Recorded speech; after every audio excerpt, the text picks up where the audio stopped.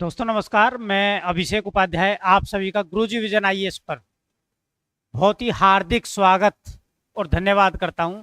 और जितने भी बच्चे आगामी प्रतियोगी परीक्षाओं की तैयारी कर रहे हैं उन सबको मेरी बहुत बहुत शुभकामनाएं। काफ़ी समय से मैं वीडियो नहीं बना पाया, कुछ कारण रहे, और एक बार फिर आपके सामने मैं उपस्थित हूं।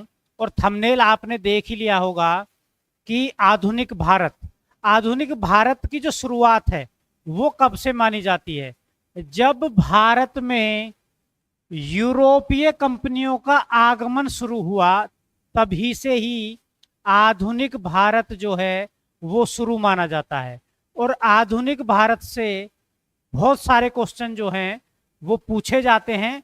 और कहीं ना कहीं यदि आप आईएएस की तैयारी कर रहे हैं, पीसीएस की तैयारी कर रहे हैं, और बड़े एग्जाम जितने भी हैं वो टीचर के एग्जाम है उनकी आप तैयारी कर रहे हैं, तो उसमें सबसे ज़्यादा उपयोगी ये चैप्टर है। और आधुनिक भारत क्योंकि बड़ा चैप्टर है तो 1 बाय 1 एक एक क्लास करके हम इसको पूरा करेंगे, क्योंकि एक क्लास में जो आधुनिक भारत है ये पूरा नहीं किया जा सकता है। तो ये जो आज की वीडियो है ये आधुनिक भारत का पहला भाग है, पहली क्लास है। तो इसके बाद और भी क्लासें जो हैं वो आती जाएंगी। तो सबसे पहले आपके अंदर जो है एग्जाम क्रैक करने की एक दृढ़ इच्छा होनी चाहिए। और कोई भी टॉपिक आप पढ़ें तो बिल्कुल सब्जेक्टिव पढ़ना पड़ेगा, क्योंकि क्वेश्चन अंदर से आते हैं। तो इसलिए कहीं ना कहीं समुद्र की गहराई में जाना पड़ेगा यदि आपको मोती चुनने हैं, यानी कि सिलेक्शन लेना है, तो इसलिए गहराई में उतरना पड़ेगा। और इस टॉपिक में हम 1 बाय 1 करके एक एक चीज पढ़ेंगे। आपने आज तक आधुनिक भारत पढ़ा होगा, लेकिन मैं ये दावा करता हूं कि ऐसा आपने आज तक आधुनिक भारत नहीं पढ़ा होगा। और इस वीडियो को यदि आप ध्यान से देख लेंगे तो आपको दोबारा से पढ़ना नहीं पड़ेगा। ठीक है? तो जैसा मैंने लिखा है कि भारत में यूरोपीय कंपनियों का आगमन, अब इससे एक क्वेश्चन बनता है जो बार बार पूछा जाता है और आपको इसका पता होना चाहिए। पहला जो है, भारत और यूरोप के बीच समुद्री मार्ग के खोजकर्ता कौन थे? पहली चीज ये है कि दोनों के बीच खोजकर्ता कौन था। भारत और यूरोप के बीच समुद्री मार्ग के खोजकर्ता कौन थे? वास्को डिगामा, कोलंबस, मैगलन या प्रिंस हेनरी? तो आपको पता है कि वास्को डिगामा जो है इन्होंने भारत और यूरोप के बीच जो समुद्री मार्ग है उसकी खोज की। अब इससे आगे एक क्वेश्चन जो बनता है वो समझना है आपको। यूरोपियों ने भारत के लिए समुद्री मार्ग क्यों खोजा? सबसे बड़ी जो दुविधा है, यदि आप इसको समझ लेंगे एक पिक्चर के थ्रू, तो आपकी सारी उलझनें खत्म हो जाएंगी और टॉपिक आपकी समझ में आएगा ही आएगा। ऐसी क्या जरूरत पड़ गई यूरोपियों को कि उनको भारत खोजना पड़ा? तो मैं आपको बता दूं, भारतीय वस्तुओं की यूरोप में मांग, यह भी एक कारण हो सकता है। दूसरा, कुस्तुनतुनिया पर उस्मानिया का कब्जा। अब ये कुस्तुनतुनिया क्या है और उस्मानिया क्या है, ये मैं अभी आगे आपको बताऊंगा। यूरोप में पुनर्जागरण इसका कारण था कि भाई भारत की खोज की जाए, या उपरोक्त सभी? तो ये जो उपरोक्त सभी तीनों जो आपको बताया गया ए बी सी, तो ये तीनों ही कारण भारत को खोजने का कारण बने। ऐसा नहीं है कि यूरोप को भारत का पता नहीं था। यूरोप को भारत के बारे में पहले से पता था, प्राचीन काल से, यानी कि जिस समय हड़प्पा सभ्यता थी। तो हड़प्पा सभ्यता जिस समय थी उसी समय यूरोपियों को पता था कि कोई भारत है और भारत में बहुत सारी फसलें होती हैं और मसाले जो हैं, आपको मैं बता दूं, भारत से प्राचीन काल से ही यूरोप के लिए मसाले, काली मिर्च, लौंग, इलायची, अदरक, क्योंकि यूरोप में आपको पता है ठंडा प्रदेश है, तो वहां पर लोग नॉनवेज ज्यादा खाते हैं, यानी मांस ज्यादा खाते हैं। तो मांस को प्रिजर्व करने के लिए मसालों की जरूरत पड़ती थी, क्योंकि पहले फ्रीज तो हुआ नहीं करते थे। दूसरा, अगर नॉनवेज बनाएंगे, मांस को बनाने के लिए मसालों की जरूरत पड़ती थी, तो मसाले वो भारत से ही जाते थे, वहां पर तो मसाले होते नहीं थे, क्योंकि वहां तो बर्फ ही बर्फ पड़ती थी। तो अब आपको एक चीज समझनी पड़ेगी, जो मैं आपको समझाना चाह रहा हूं, वो आप समझिए। देखो, प्राचीन काल में व्यापार का केंद्र था भारत, प्राचीन काल से। कब से? लोथल। लोथल कहाँ है? गुजरात, जो वर्तमान में गोदीवाड़ा बंदरगाह कहा जाता है। और लोथल पर आपको मैं बता दूं, वो मिस्र और मेसोपोटामिया दोनों की मोहरें मिली, दोनों की मोहरें यहां खुदाई में प्राप्त हुई हैं। उससे ये पता चलता है कि भारत का पहले से ही, प्राचीन काल से ही व्यापार रहा है, मिस्र के साथ भी, मेसोपोटामिया यानी कि यूरोप के साथ भी, और मेसोपोटामिया के साथ भी। अब मिस्र और मेसोपोटामिया दोनों से व्यापारिक संबंध थे भारत के। ये कैसे पता चलता है? जो मोहरें प्राप्त हुई हैं लोथल से। तो अब मैं आपको जो बताने जा रहा हूं वो समझिए आप। इस नक्शे से मैं आपको समझाऊंगा।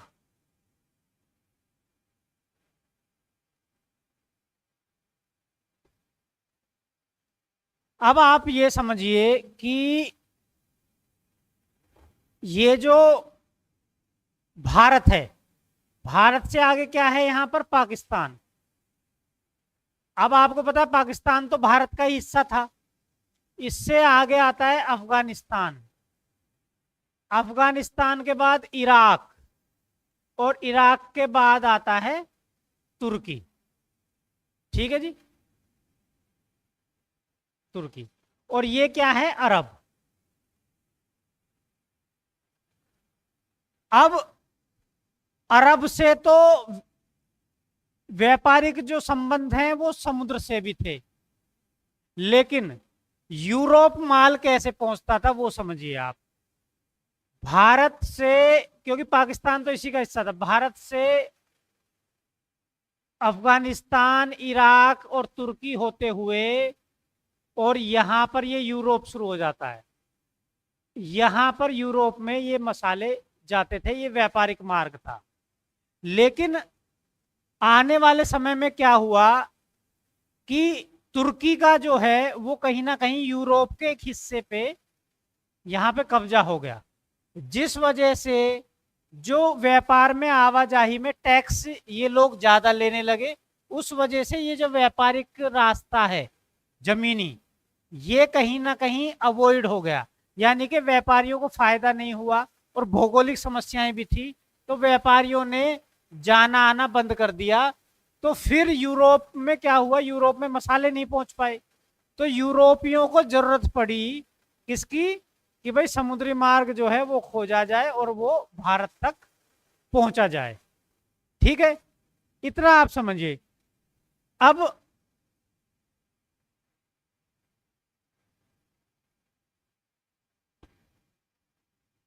आपको एक चीज समझनी है, वो क्या है?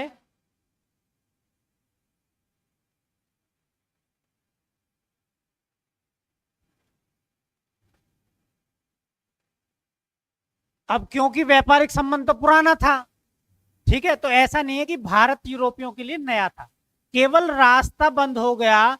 उस वजह से उन्होंने पानी के रास्ते भारत की खोज करने की कोशिश की कि भाई भारत को खोजा जाए, और जमीनी जो व्यापारिक रास्ता है वो तो अब बेकार हो चुका, बंद हो चुका।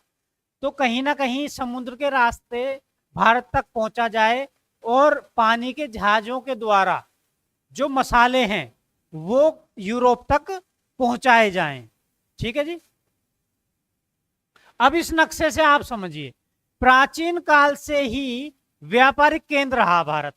ठीक है, अभी जैसा मैंने बताया कि ये जो पाकिस्तान है तो भारत का हिस्सा था, ठीक है जी।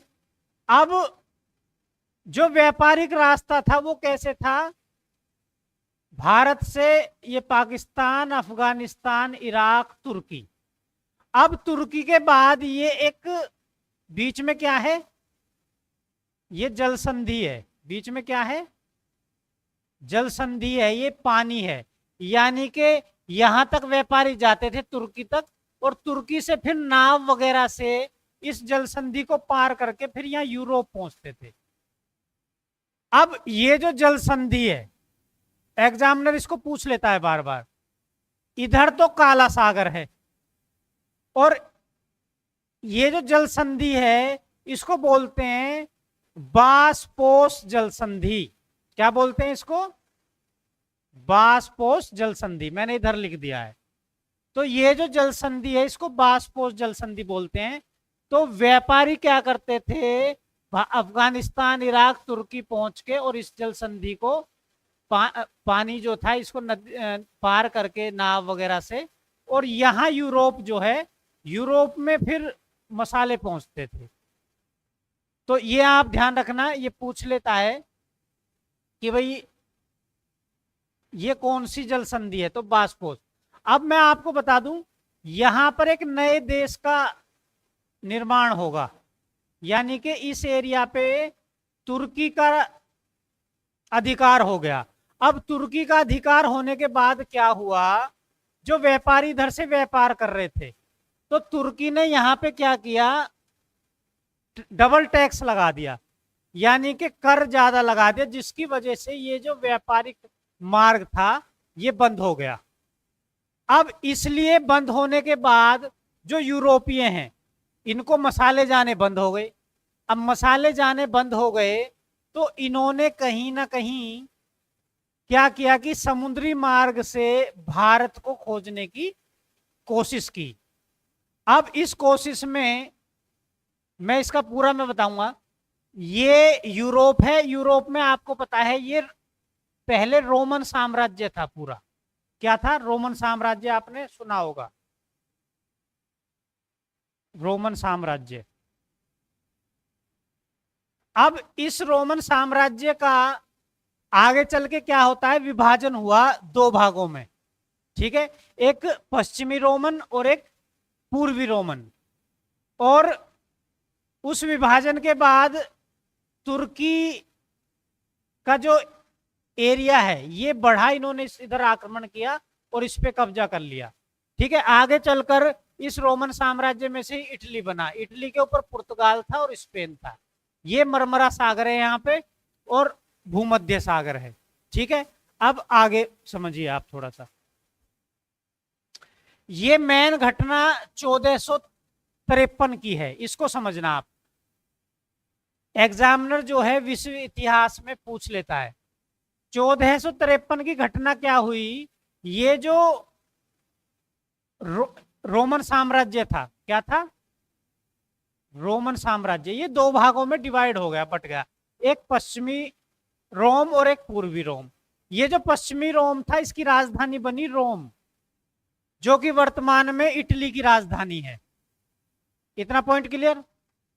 पूर्वी जो रोम है इसको बेजेंटाइन, इंग्लिश में बेजेंटाइन कहा जाता है, और हिंदी में, क्योंकि आपको पता है इंग्लिश विदेशी भाषाओं जब हिंदुस्तान में आई तो उनका जो है ना रूप बदल गया, तो बेजेंटाइन को बेजंतिया भी कहा जाता है, बेजंतिया साम्राज्य, यानी कि पूर्वी रोम जो है वो बेजंतिया साम्राज्य यहां पर स्थापित हुआ।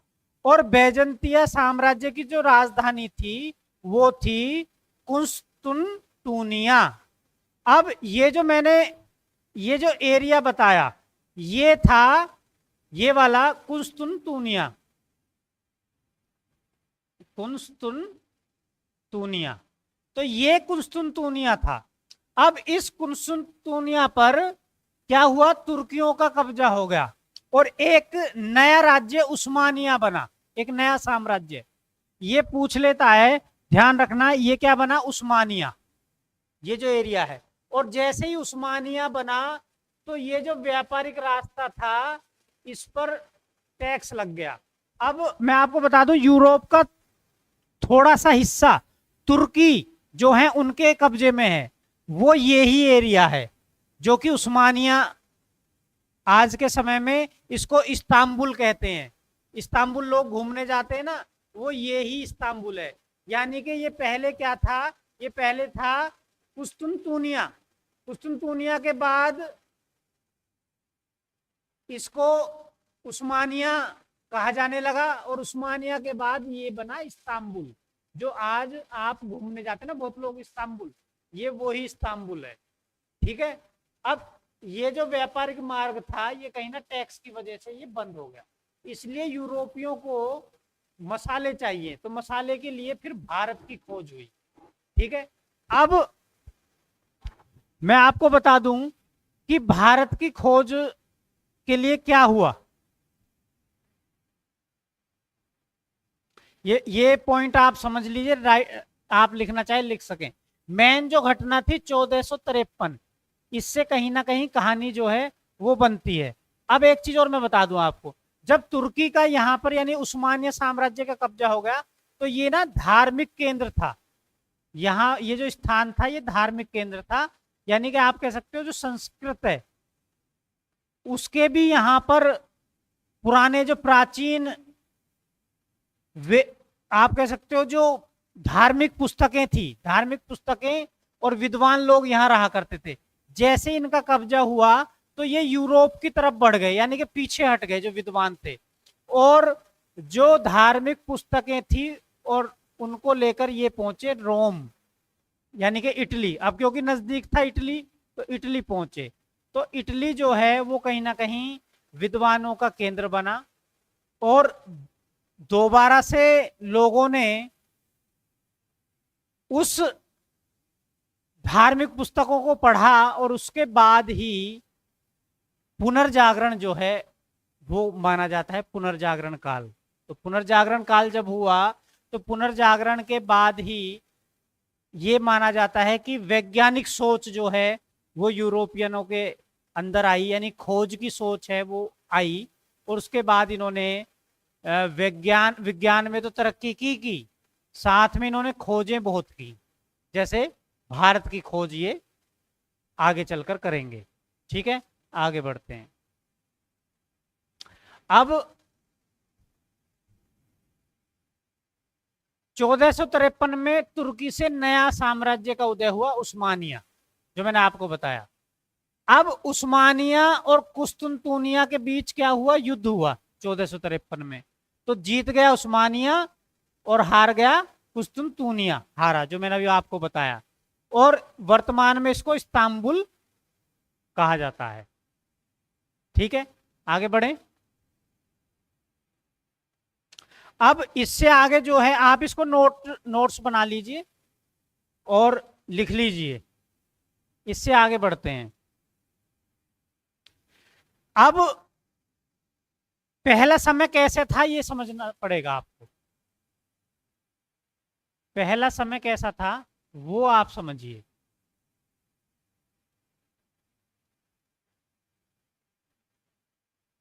देखो, पहले नंबर पे था मानव केंद्रित,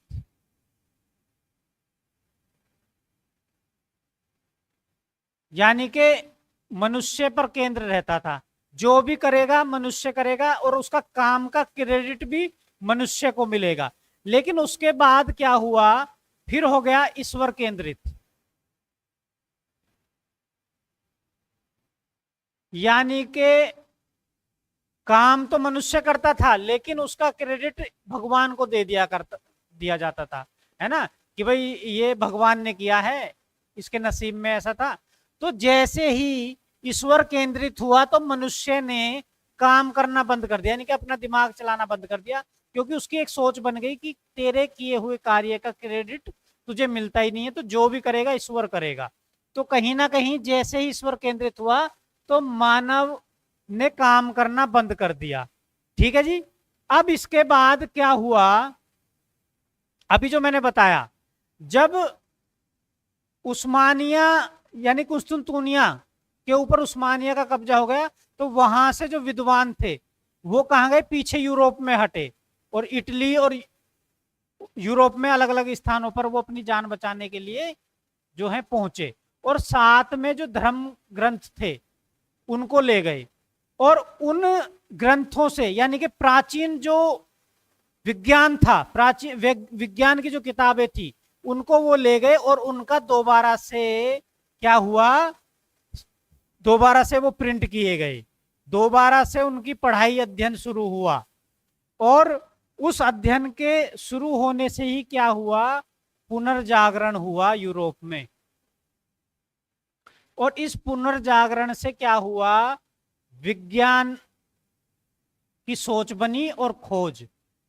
जो यूरोपियन हैं उन्होंने विज्ञान और खोज की तरफ जो है उनका ध्यान दोबारा से केंद्रित हुआ, क्योंकि जो प्राचीन इतिहास था, प्राचीन जो पुस्तकें थी, ग्रंथ थे, उनमें क्या था, साइंस, उनमें विज्ञान था। और इस विज्ञान को जब दोबारा से पढ़ा गया, उसके ऊपर दोबारा से काम किया गया, तो क्या हुआ कि पुनर्जागरण हुआ। और मैं आपको बता दूं, क्योंकि व्यापारिक रास्ता था, तो जो तुर्की के बाद ये कुस्तुनतुनिया था, कहीं ना कहीं भारत से भी बहुत सारे संस्कृत के ग्रंथ और वैज्ञानिक पद्धतियां जो थी वो यहां पहुंची हुई थी। और उन्हीं पुस्तकों का ऐसा माना जाता है कि जो हिंदुस्तान से पुस्तकें वहां गई थी, उन्हीं के द्वारा, उन्हीं को पढ़ने के बाद पुनर्जागरण काल जो है, पुनर्जागरण वो यूरोप में हुआ। और यूरोपियन लोगों ने विज्ञान में खोजें करने शुरू कर दी और नई नई खोजें शुरू कर दी। और उसी में इन्हीं खोजों से निकलता है कि भारत की खोज की जाए। जब तो वो रास्ता बंद हो गया, अब भारत की खोज जो है वो शुरू होती है। अब भारत की खोज कैसे शुरू होती है वो मैं आपको बता देता हूं। देखो,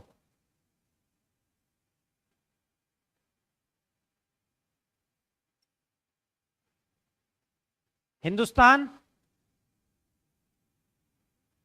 और यहां पर क्या है, पाकिस्तान, अफगानिस्तान, इराक, तुर्की, और तुर्की के बाद यहां यूरोप। ठीक है जी। अब यूरोप का ये हिस्सा तुर्की के अंदर, यानी कि इस्तांबुल जिसको कहा जाता है ना, ये मैंने कहानी आपको बता दी। यहाँ क्या है, रोम दो भागों में बटा, फिर आगे चल के इटली बना है ना, तो इटली की राजधानी रोम, फिर यहाँ पर पुर्तगाल और स्पेन और पूरा यूरोप है ना इधर पूरा। अब यहाँ पर क्या है, यहाँ पर है अरब, अरब देश जो हैं, और अरब देशों से लगता हुआ क्या है, अफ्रीका। ठीक है जी, अफ्रीका। और यहाँ क्या है, भूमध्य सागर। ये क्या है, इधर अमेरिका, इधर क्या आ जाता है, ये सब अमेरिका आ गया। ये क्या है, इधर अटलांटिक सागर।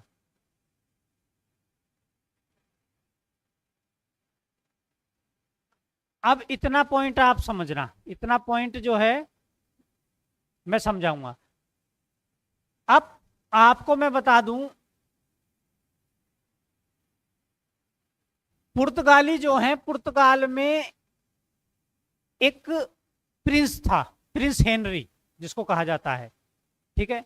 अब प्रिंस हेनरी जो था, इसको नेविगेटर कहते हैं। नेविगेटर कैसे कहते हैं कि इसने कुछ नाविकों को भेजा था पुर्तगाल से, कहां, अफ्रीका की तरफ, और कुछ यहां तक पहुंचे, फिर कुछ आगे तक पहुंचे, फिर कुछ आगे तक पहुंचे, ऐसे करते करते ना इसने एक मैप बनवा लिया, किसका, अफ्रीका के तटों का, कि भाई कैसे कैसे जो है अफ्रीका तक पहुंचा जाता है। अब एक व्यक्ति का जिक्र आता है इसी पॉइंट में, वो था वार्थो ल्यूमोडियाज। कौन था? वार्थो ल्यूमोडियाज। अब ये जो वार्थोल्यूमोडियाज था, ये सबसे ज्यादा आगे तक पहुंचा अफ्रीका में, यहां तक पहुंचा, और इस जगह को बोला जाता है cap of good hope. Cap of good hope, क्या बोलते हैं इसको? Cap of good hope. ठीक है जी। कौन कौन पहुंचा?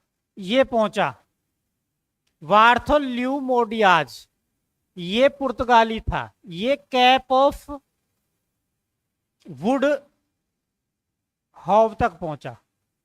ठीक है। अब आपको यहां एक चीज और समझनी पड़ेगी। एक फ्रांस से एक बंदा और निकलता है जिसको कोलंबस कहा जाता है। अब ये कोलंबस जो था, ये कहीं ना कहीं जो वास्को डिगामा था उससे पहले ये निकला था कोलंबस, लेकिन ये भटक कर अमेरिका पहुंच गया। कहां से निकला था? स्पेन से। ये स्पेन से निकला और इसको जाना तो था पूर्वी दिशा में, यानी कि ये भी भारत की तलाश में निकला था, लेकिन ये कहीं ना कहीं भटक कर और कहां पहुंच गया? अमेरिका। कौन पहुंचा? कोलंबस। इसलिए कहा जाता है कि अमेरिका की खोज किसने की? कोलंबस ने। और आपको पता है कि जब कोलंबस ने ये रास्ता बता दिया कि भाई इधर अमेरिका है, अमेरिका महाद्वीप है, तो कहीं ना कहीं जो यूरोपीय हैं उन्होंने अमेरिका के ऊपर भी कब्जा कर लिया जाकर, जैसे भारत के ऊपर हुआ। और बाद में अमेरिका में भी एक क्रांति हुई और उसके बाद जो है ये आजाद हुआ। अब पुर्तगाल से निकलता है इस, जो प्रिंस हेनरी था, इसने जिम्मेदारी दी वास्को डिगामा को कि आपको भारत को ढूंढना है। तो ये कैप ऑफ वुड तक तो ये पहुंच गया था वार्थोल्यूमोडियाज। अब नक्शा जो था वो प्रिंस हेनरी ने बनवाई लिया था। ठीक है। उस नक्शे को देखते हुए चार जो पानी के जहाज थे, यानी 4 पानी के जहाजों के बेड़े के साथ वास्को डिगामा भारत की खोज में निकलता है। और ये क्योंकि इसके पास नक्शा था वास्को डिगामा के, तो अटलांटिक महासागर के ये अफ्रीका के तटों के साथ साथ होके कैप ऑफ गुड होप पहुंचता है। ठीक है जी। यहां ये आराम करता है और थोड़ा सा और अफ्रीका के तट के साथ साथ ये आगे बढ़ता है। ठीक है। अब यहां क्या होता है, यहां एक इसके लिए बहुत ही अच्छी बात हो जाती है। अब एक पॉइंट और मैं बता दूं, 1497 में वास्को डिगामा भारत की खोज के लिए निकला। कितना? 1497 में। डेट याद करने की जरूरत नहीं है, केवल आप समझ लीजिए। 1497 में वास्को डिगामा निकला था भारत की खोज के लिए। अब ये नक्शा इसके पास था, तो अफ्रीका के तटों के साथ साथ होते होते कैप ऑफ वुड हाउस पहुंचता है ये।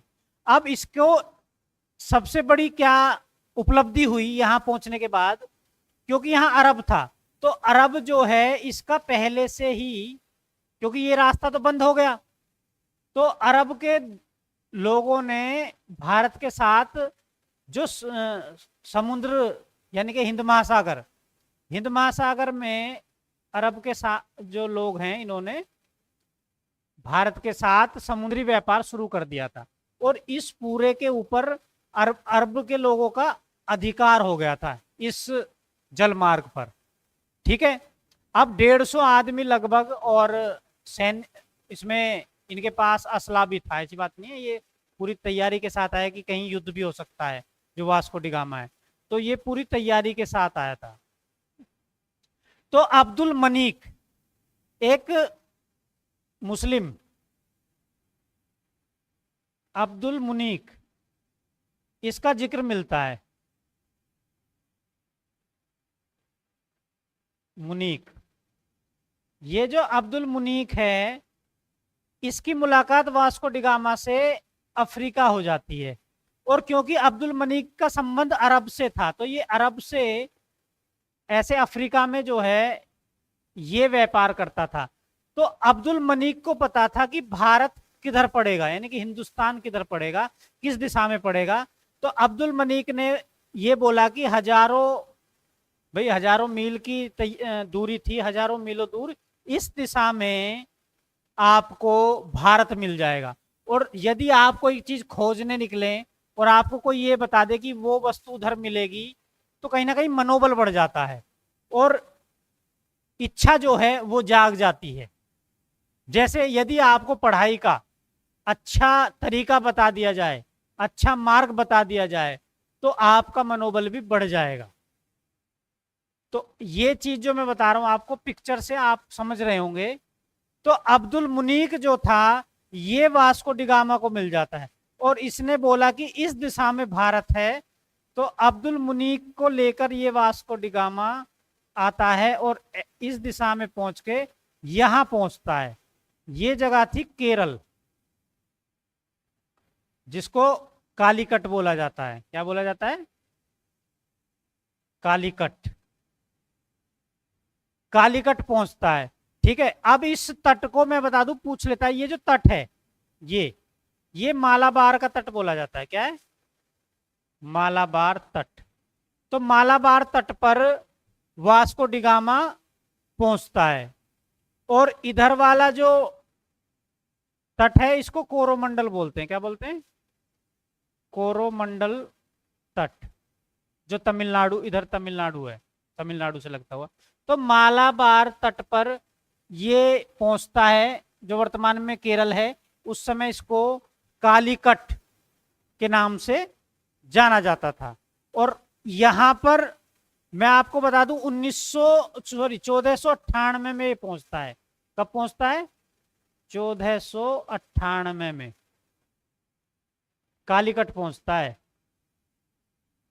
10 महीने लगे थे इसको, अफ्रीका से भारत तक पहुंचने में इसको 10 महीने लगे थे वास्को डिगामा। तो कालीकट पहुंचता है। अब जो यहां का शासक था वो था जुमोरिन। क्या था? क्या नाम था उसका? जुमोरिन।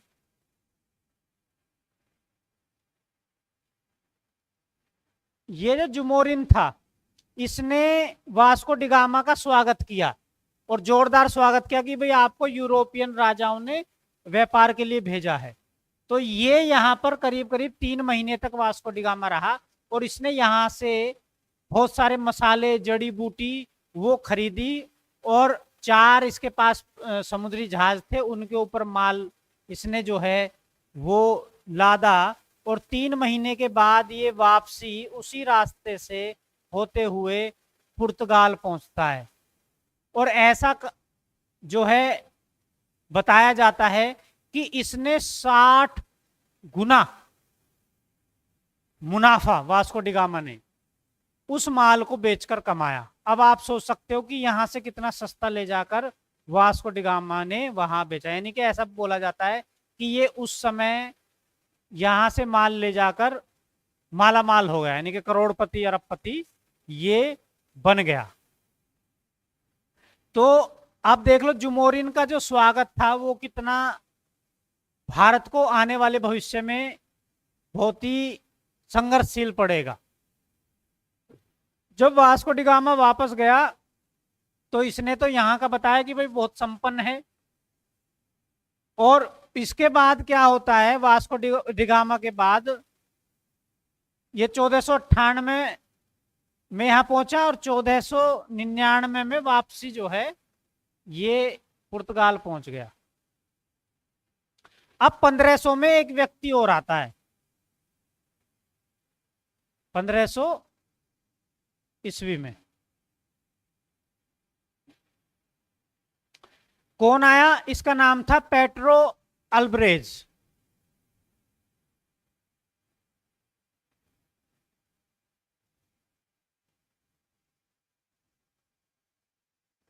पेट्रो अल्ब्रेज के बाद फिर दोबारा से वास्को डिगामा भारत आया 1502 में। और ये जब दोबारा आया तो ये अपने साथ सेना लाया, और इसने क्या काम किया, इसने जो अरब के लोगों का यहां पर कब्जा था इस समुद्र मार्ग पर, इसने पूरे इस भाग पर अपना कब्जा जो है वास्को डिगामा ने हिंद महासागर पर पूरे पर अपना कब्जा जमा लिया। यानी कि अरब के ये जो लोग थे इनको अस्त व्यस्त कर दिया, और ये सेना लेकर फिर दोबारा कालीकट केरल पहुंचा। ठीक है, अब इसके बाद क्या हुआ आपको पता है, ये बहुत सारी सेना तोपें वो सब लेके पहुंचा था। अब ये रास्ता तो खुल गया, व्यापारियों जो यूरोपीय हैं उनको पता चल गया। अब इसके बाद आपको पता ही है कि क्या हुआ, पुर्तगाली पहुंचे, पुर्तगाली के बाद फिर तो यूरोपियन जो है उनको पता चल गया भारत का कि भाई ये रास्ता है, तो फिर फ्रांसीसी भी आए, है ना, फिर तो सबने आक्रमण करना भारत के ऊपर शुरू कर दिया, कब्जा करना। डच आए, और डच के बाद फिर आए आपके अंग्रेज, ईस्ट इंडिया कंपनी। और आप देख सकते हो कि वास्को डिगामा ने, पुर्तगालियों ने रास्ता खोल दिया था भारत की गुलामी का।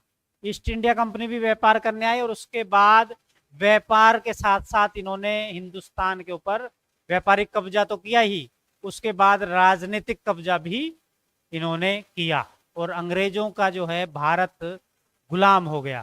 तो आप देख सकते हो एक समुद्री मार्ग, व्यापारिक मार्ग की खोज ने भारत को गुलाम बना दिया। अगर उस समय जमोरिन उसका स्वागत नहीं करता, उसको भगा देता उसी समय पुर्तगाली को, तो कहीं ना कहीं हिंदुस्तान जो है वो कब्जे होने से बच जाता। लेकिन जमोरिन को भी उसके इरादे जो हैं पता नहीं थी कि आने वाले समय में लोगों के क्या इरादे हो जाएंगे, गलत इरादे बन जाएंगे। तो ये सब चीजें जो है ना आपको मैंने एक पिक्चर से समझा दी है। ये पहला भाग था, यानी कि ये आज आधुनिक भारत का इंट्रोडक्शन जो है वो मैंने दिया है आपको थोड़ा समझाने के लिए।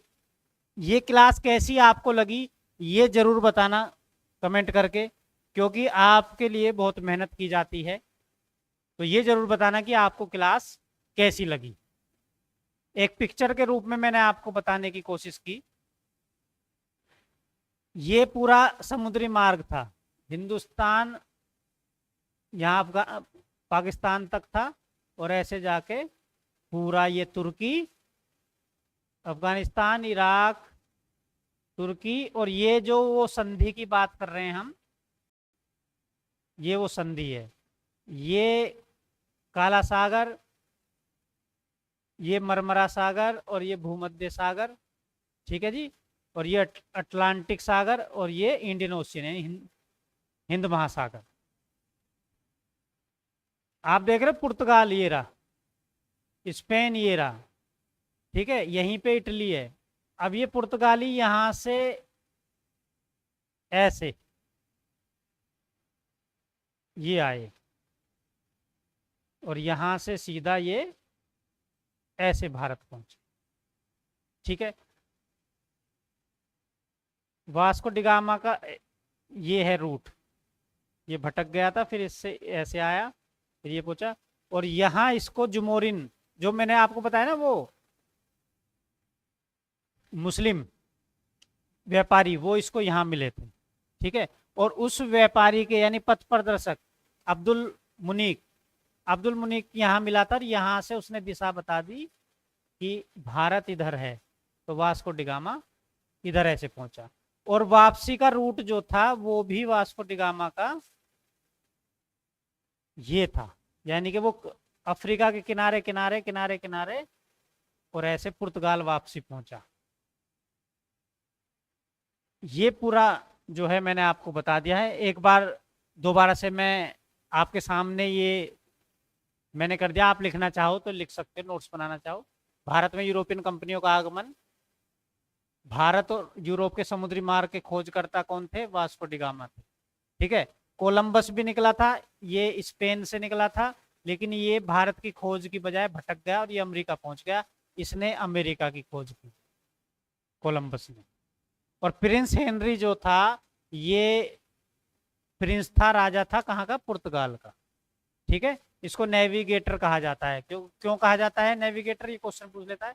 क्योंकि इसने अफ्रीका का अपने खर्चे से नाविक भेज भेज कर इसने अफ्रीका के तटों का एक मैप बनवा लिया था। ठीक है, आगे आ जाइए। अब यूरोपियन ने भारत के लिए समुद्री मार्ग क्यों खोजा? भाई भारतीय वस्तुओं की यूरोप में मांग थी, कुस्तुनतुनिया पर उस्मानिया का कब्जा हो गया था, जो मैंने आपको बताया, यूरोप में पुनर्जागरण हुआ था। ये तीनों ही कारण हैं जिसके कारण भारत की खोज की जरूरत पड़ी समुद्री मार्ग की, क्योंकि जमीनी रास्ता बंद हो गया था। और भारत कोई नया नहीं था यूरोपियों के लिए, ये तो लोथल यानी प्राचीन काल से ही व्यापार था। उनको पता था कि भारत है, भारत से मसाले आते हैं, लेकिन रास्ता बंद हो गया, इसलिए फिर समुद्री मार्ग से भारत को खोजा गया। बाकी भारत उनके लिए नया नहीं था, हिंदुस्तान उनके लिए नया नहीं था, यूरोपियों के लिए, उनको पता था इसके बारे में। ठीक है, प्राचीन काल में यो व्यापार का केंद्र लोथल गुजरात रहा है ना, वहां बंदरगाह भी रहा। तो मिस्र और मेसोपोटामिया कहीं ना कहीं पहले भी समुद्री जो व्यापार जो था वो था। यूरोपियों को पता था कि हिंदुस्तान है, भारत है, वहां की जो मोहरें मिली उससे उनको पता चला। ये मैं थोड़ा आपको ब्रीफ कर रहा हूं दोबारा से। ठीक है, प्राचीन काल से व्यापारिक केंद्र रहा भारत, है ना। ये रास्ता था भारत से, ये पाकिस्तान, अफगानिस्तान, इराक, तुर्की, यहाँ होते हुए ये बीच में पाबोस की जल संधि है, इसको पार करके और यहाँ यूरोप पहुंच जाते थे। लेकिन आगे चल के क्या हुआ, ये जो इलाका था कुस्तुनतुनिया, इसके ऊपर तुर्कियों का कब्जा हो गया। ठीक है, तुर्कियों का कब्जा होने की वजह से ये जो मार्ग था इस पे टैक्स ज्यादा ये लेने लगे, जिससे मार्ग बंद हो गया। वर्तमान में इस्तांबुल है ये, है ना, उस्मानिया। यहाँ तुर्की से एक उस्मानिया साम्राज्य निकला जिसने इसके ऊपर कब्जा कर लिया, कुस्तुनतुनिया के ऊपर, और यहाँ पर उस्मानिया साम्राज्य हो गया। तो आने वाले समय में वर्तमान में इसको इस्तांबुल कहा जाता है। ठीक है, इधर काला सागर है और ये जल संधि है, पाबोस कहा जाता है। इधर ये अरब है, अरब अरब कंट्रीज। ठीक है, ये मरमरा सागर है यहाँ पर, भूमध्य सागर। ठीक है जी, और ये अटलांटिक महासागर, ये क्या है,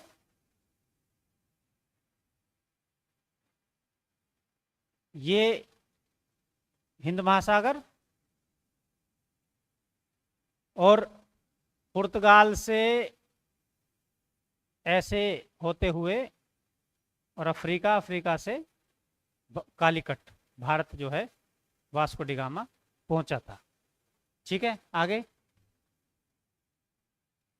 1453 में घटना क्या हुई थी, रोमन साम्राज्य का डिवाइड हो गया था। रोम, पूर्व पश्चिमी रोम, पूर्वी रोम। ठीक है, रोम की राजधानी रोम बनी, जो वर्तमान में इटली की राजधानी है। पूर्वी रोम बेजेंटाइन या बेजंतिया साम्राज्य बना, जिसकी राजधानी थी कुस्तुनतुनिया राजधानी, जिसके ऊपर तुर्कियों का कब्जा हो गया था, उस्मानिया, और वर्तमान में इस्तांबुल। ठीक है, 1453 में तुर्की से नए साम्राज्य का उदय हुआ, उस्मानिया। ठीक है, उस्मानिया और कुस्तुनतुनिया का मुकाबला हुआ, लड़ाई हुई, तो उस्मानिया जीत गया, कुस्तुनतुनिया हार गया। इस्तांबुल जो वर्तमान में कहा जाता है, और इसी वजह से जो व्यापारिक मार्ग था वो बंद हो गया। अब पहला समय कैसा था, मानव केंद्रित था, यानी कि मानव केंद्रित कैसे था, कोई भी काम मानव करता था उसका क्रेडिट मानव को मिलता था। उसके बाद ईश्वर केंद्रित हो गया, यानी कि जो भी मनुष्य काम करता था उसका क्रेडिट ईश्वर को दिया जाता था। तो उससे आदमी ने काम करना ही बंद कर दिया, अपना दिमाग लगाना ही बंद कर दिया कि जो करता है ईश्वर करता है। और फिर दोबारा जब उस्मानिया का कब्जा कुस्तुनतुनिया पर हुआ, तो वहां जो विद्वान थे, जहां वहां के जो ग्रंथ थे, वहां की जो पुस्तकें थी, वैज्ञानिक पुस्तकें थी, उनको लेकर वो यूरोप की तरफ वापसी जान बचाने के लिए भागे। और उन पुस्तकों को जब दोबारा से संस्करण किया गया, पढ़ा गया, तब पुनर्जागरण जो है बना। पुनर्जागरण से वैज्ञानिक सोच आई पुरानी किताबों को पढ़ने से, और नई नई खोजें जो हैं वो यूरोपियनों ने करनी शुरू कर दी। ठीक है, अब इसका मैंने आपको बता ही दिया प्रिंस हेनरी जो पुर्तगाल का राजा था, उसने नाविकों को भेज भेज कर अफ्रीका का जो है वो पूरा मैप बनवा लिया। और उसके बाद बार्थोलोम्यू मोडियाज जो है ये कैप ऑफ वुड होप तक पहुंचा, और इसके बाद उस नक्शे को लेकर वास्को डिगामा जो है वो भारत की खोज के लिए निकलता है। तो कैप ऑफ वुड होप पहुंचता है वो, उसके बाद अफ्रीका में थोड़ा आगे बढ़ता है तट के साथ साथ। तो यहाँ अब्दुल मुनीक मिलता है। अब्दुल मुनीक ने उसको बताया कि भारत इस दिशा में पड़ेगा, और उसी के साथ उसी दिशा में वास्को डिगामा 4 जहाज के बेड़े के साथ और 150 आदमी के साथ कालीकट मालाबार तट पर पहुंचा, जिसको कालीकट कहा जाता है वर्तमान में केरल। तो 1497 में ये निकला था और 98 में भारत पहुंचा, और 1499 में ये वापसी पुर्तगाल पहुंचा। ठीक है जी। जुमोरिन यहाँ का राजा था जिसने इसका स्वागत किया, और ये 3 महीने तक भारत में रहा। वास्को डिगामा के बाद 1500 में पेट्रो अल्ब्रेज भारत आया, और पेट्रो अल्ब्रेज के बाद 1502 में फिर दोबारा से सेना के साथ वास्को डिगामा आया, और उसने पूरे हिंद महासागर पर कब्जा कर लिया। ये अरब के लोगों का यहाँ कब्जा था, उसको उसने वहां से हटा दिया। ठीक है, ये पूरा रोड मैप जो है वो रहा। ठीक है, और पुर्तगाली के बाद फ्रांसीसी, फिर डच, और फिर ईस्ट इंडिया कंपनी, और देश जो है फिर गुलाम हो गया। तो आधुनिक भारत जो है वो उसका ये इंट्रोडक्शन था, पहला चैप्टर जो है मैंने बता दिया। अब सेकंड चैप्टर में, क्योंकि ये लोग भारत पर आए, इन्होंने व्यापार भी किया और कब्जा भी किया, तो सेकंड चैप्टर में आगे की हम बात करेंगे सेकंड क्लास में आधुनिक भारत की। तो इंट्रोडक्शन कैसा लगा ये मुझे जरूर बताना, और चैनल को सब्सक्राइब जरूर करना। और मेरी बहुत बहुत शुभकामनाएं आप सभी को कि आप सब अच्छी मेहनत करें, सब्जेक्टिव पढ़ें, एक टॉपिक को पूरा पढ़ें और माइंड में पिक्चर बनाकर पढ़ें। यदि आप पिक्चर बनाकर पढ़ोगे और पूरा सब्जेक्टिव पढ़ोगे तो क्वेश्चन कहीं से भी आ जाए आप उसका जवाब जो है वो दे देंगे। और ये जो टॉपिक है, जैसे मैंने आपको समझाया, अगर कोई इंटरव्यू में भी आपसे पूछ लेगा ना इन चीजों को, तो आप इजीली उसको समझा पाओगे कि क्या चीज क्या थी और कहां से क्या कैसे हुआ। लिंक, पूरा लिंक आपको पता होना चाहिए। तो इन्हीं शब्दों के साथ आप सबको मेरी बहुत बहुत शुभकामनाएं। चैनल को सब्सक्राइब जरूर कर लेना, जिससे कि आने वाली वीडियो आपको मिलती रहे, और हम चाहेंगे कि आपका सिलेक्शन इसी साल हो। मेहनत करें और पूरी तैयारी करें। धन्यवाद। मैं अभिषेक उपाध्याय, आप सबका, जितने भी बच्चे इस वीडियो को देख रहे हैं सबका धन्यवाद करता हूं। जय हिंद, जय भारत।